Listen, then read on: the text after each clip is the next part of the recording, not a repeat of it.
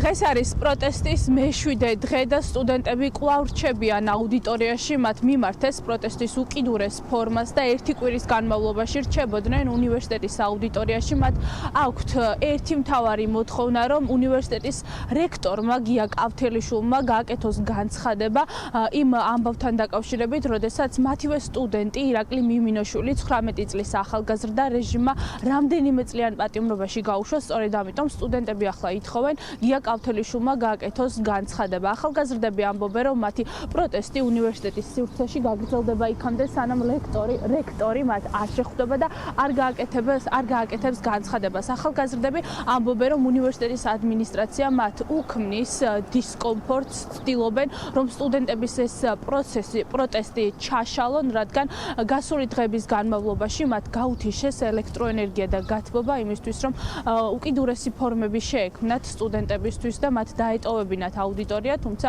ახალგაზრდები ამბობენ, რომ უნივერსიტეტში, საქართველოს ეროვნული უნივერსიტეტის აუდიტორიაში იქნებიან იქამდე, სანამ მათი მოთხოვნა არ დაკმაყოფილდება. ჩვენ არ ვაპირებთ იმ აუდიტორიიდან გამოსვლას, სანამ ჩვენი მოთხოვნები არ დაკმაყოფილდება.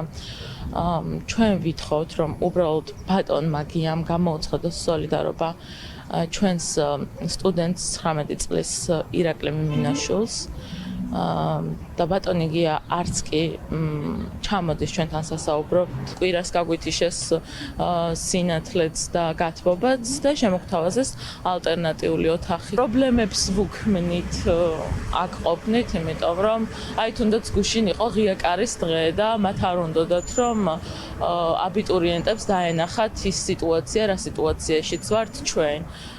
რა სიტუაციაც არის უნივერსიტეტში. ადმინისტრაციას რაც შეეხება შაბათ კვირას გაგვითიშეს გაზი, ასევე შუქიც, რომელმაც უკვე იცით, რომ ძალიან დიდი პრობლემები გამოიწვია, მაგრამ ჩვენ მაინც არ ვნებდებით, მაინც ხნედ ვიდგებით ბოლომდე და მაქსიმალურად ჩვენსაც გავიტანთ. არ დავნებდებით, სანამ ბატონი გია არ ჩამოვა და არ დაგველაპარაკება, არ გაგვესაუბრება და ირაკლი მიმინოშვილს სოლიდარობას არ გამოუცხადებს. უკვე ერთი კვირაა, რაც ახალგაზრდებმა საქართველოს ეროვნული უნივერსიტეტის ერთ-ერთი აუდიტორია დაიკავეს. მათ მთავარი მოთხოვნა აქვთ, რომ შეხვდეს ლექტორი და გააკეთოს განცხადება, თუმცა ამ დრომდე გია კავთელიშვილი მათთან კონტაქტზე არ გასულა.